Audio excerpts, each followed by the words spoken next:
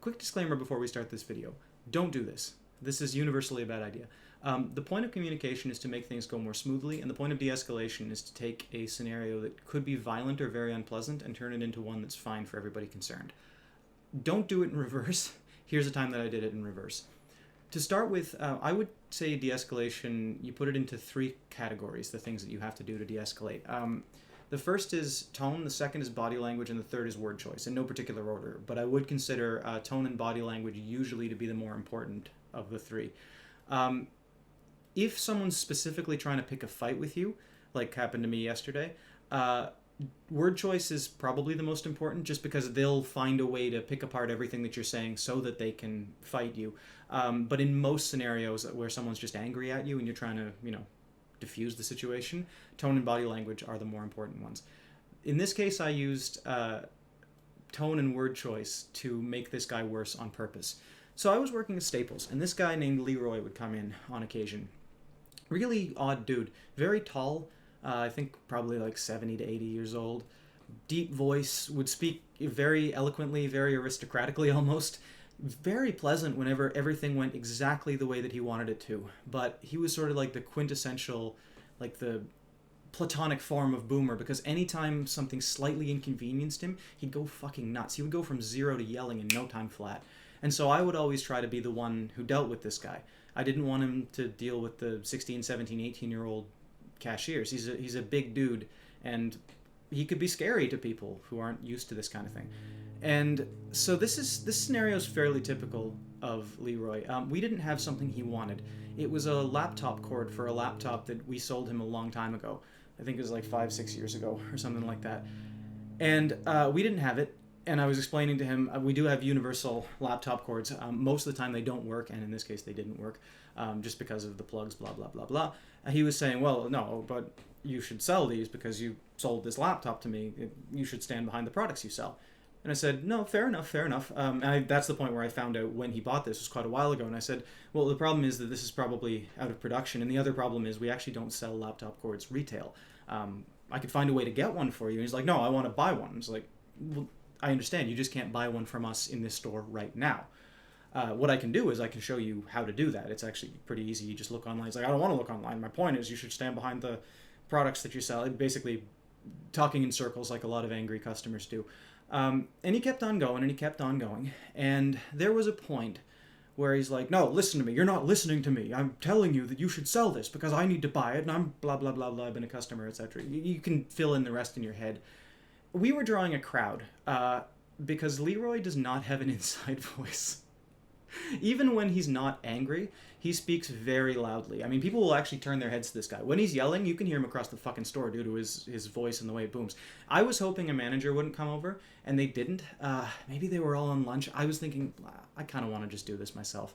And I had this moment where I could do one of 2 things. I could do what I normally do and just keep talking to him until he leaves, which I mentioned in the dealing with nasty, shouty people job. It's perfectly easy to do if you're used to it. Or I could go the other route, which is, fuck this guy. Not literally, but just decide, you know what? I'm going to make him make a bigger scene than he was already. So here's what I did. Instead of my normal voice, which is like this, whenever I'm de-escalating somebody, I'm speaking perfectly calmly. I'm sometimes speaking like this, very calmly, very carefully. Here's what I did. I said, see if I can remember exactly what I said. Oh, I understand, sir. I understand that you're upset, but... And then he interrupted me, which is exactly what I expected to do. 2 things that I did there, and I'll go with the second most important first. 1, I dropped my voice to be very soft, the kind of voice that where you're dealing with a toddler or a very, very old person. But that's the subtle one. Did you catch the other one? I used the word upset. I don't use that word with people like him if I'm actually trying to de-escalate the situation. Not men, but men, men. As far as they're concerned, they don't get upset. They get angry, they get pissed off, they get mad, whatever. They don't get upset. According to men, especially old men, women get upset.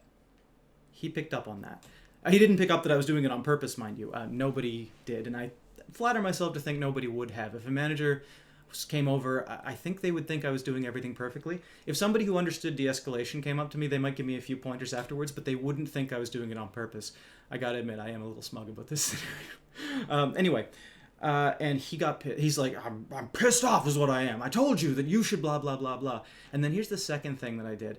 I was leaning across the counter now, and I said, I understand that sometimes when we don't get what we want, we can get a little bit emotional. Oh boy. If men don't like the word upset when applied to them, they sure as shit don't like the word emotional. I also said when we don't get what we want, and I dropped my voice to be even more, I'm talking to a toddler. Oh boy. He really didn't like that either, because I was framing it in a way that implied that he was complaining. And men don't complain, do they? They put me in my place. They give me what for. They give me a piece of their mind. They fight. They don't complain. Anyway, Leroy didn't like this. I was expecting him to get personal at this point, and we were drawing a crowd. They weren't videotaping. I was kind of hoping that somebody would pull out their phone, but they weren't. They were sort of milling about, very badly pretending just to be looking at the shelves nearby, but they were sort of sneaking glances at him. It was actually not an insubstantial crowd. This was near Christmas, and I was enjoying this, but I kept the grin completely off my face. I wanted to be unimpeachable here. Anyway, he actually skipped straight to, I'm never fucking shopping here again. This guy doesn't swear very often, so I could tell that I did exactly what I wanted to do, which, by the way, I want to reiterate, you should not do. And then he stormed out right away. Anyway, I had to excuse myself. There was a back room. There was employees only, and then there were some employees in it, sort of listening through the door. And I actually had to go into the stock room, and that's where I started laughing. Anyway, my point in all this is that you shouldn't do this, but there are certain scenarios where you can, and you can do it subtly enough that if somebody was looking at you, even carefully, they might not be able to pick up what you were doing. Again, it's not a good idea, but I'm not sorry. Have a good day.